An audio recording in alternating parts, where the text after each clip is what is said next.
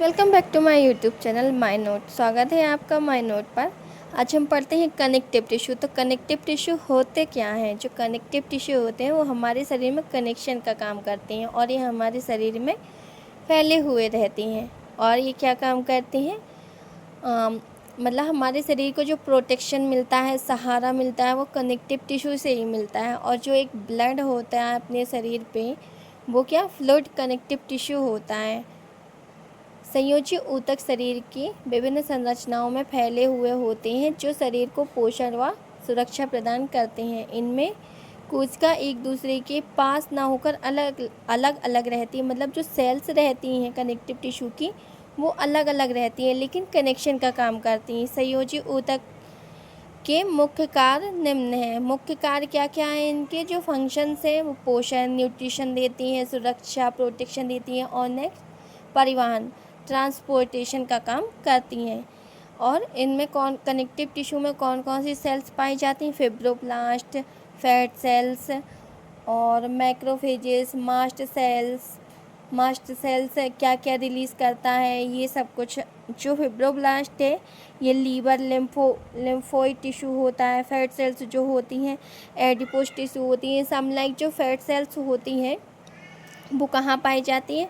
हमारी स्किन के नीचे पाई जाती हैं, एडिपोज टिश्यूज़। नेक्स्ट है मैक्रोफेजेस क्या होते हैं? प्रतिरोधक तंत्र होते हैं। फिर मास्ट सेल होती है जो वो ब्लड वेसल्स में सबसे ज़्यादा पाई जाती है और ये क्या काम करती है? इन्फ्लामेशन जैसे हो जाता है तो वहाँ पर जाकर सेल विकसित हो जाती हैं। कोई भी अपन को इन्फ्लामेशन हो जाता है, कट लग जाता है, तो ये वर्क करना अपना तुरंत चालू कर देती हैं। और मास्ट सेल जो होती हैं वो हिस्टामाइन रिलीज़ करती हैं। अब नेक्स्ट है लूज कनेक्टिव टिश्यू। ये कैसे होते हैं लूज कनेक्टिव टिश्यू? बहुत ही ढीले ढाले होते हैं। और इनके टाइप कौन कौन से हैं?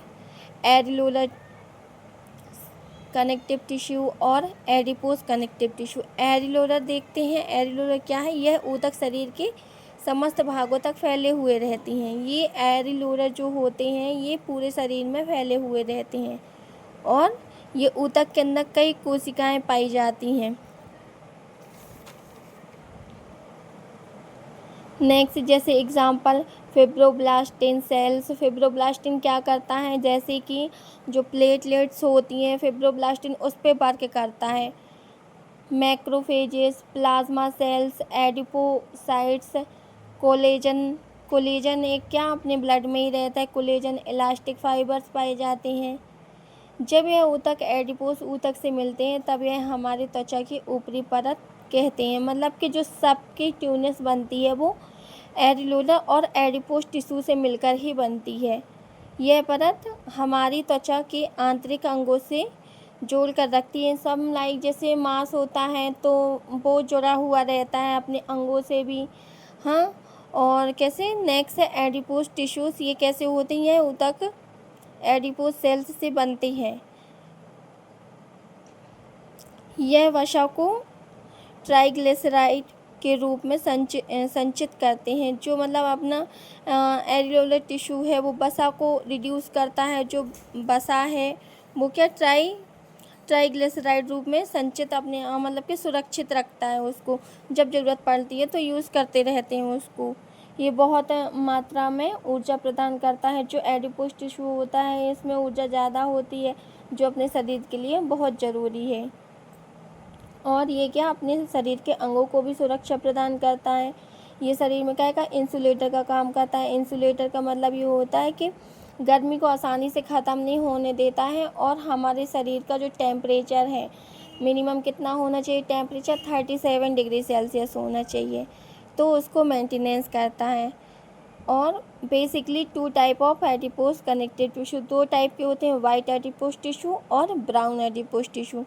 नेक्स्ट है फाइब्रस टिश्यू, तंतुमय ऊतक। यह मुख्य रूप से सफ़ेद कोलेजन के तंतुओं से मिलकर बना होता है।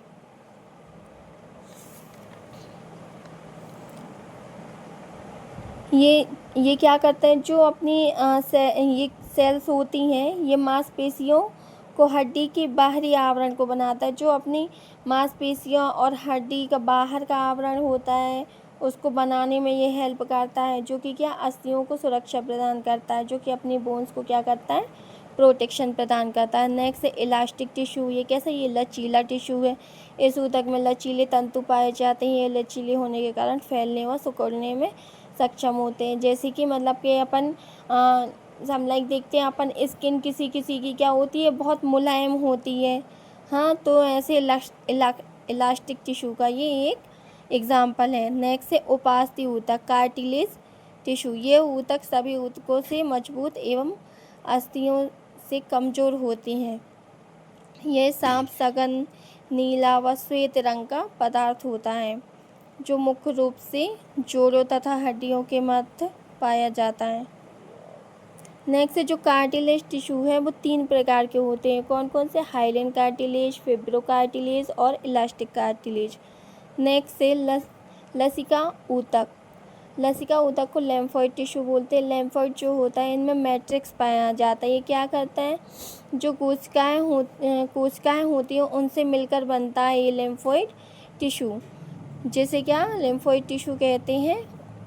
लेम्फोइड टिश्यू रोग प्रतिरोधक, जो अपने अंदर रोग प्रतिरोधक क्षमता मीन्स डिफेंस का काम करता है अपनी बॉडी में, जैसे WBC काम करती है। WBC में भी लेम्फोइड पाया जाता है। उसके लिए अपन आगे देखेंगे, वो अपन ब्लड में पढ़ेंगे कि ब्लड में RBC, WBC, प्लेटलेट्स ये सब पाया जाता है। नेक्स्ट श्लेष्मा ऊतक, म्यूकोइड टिश्यू।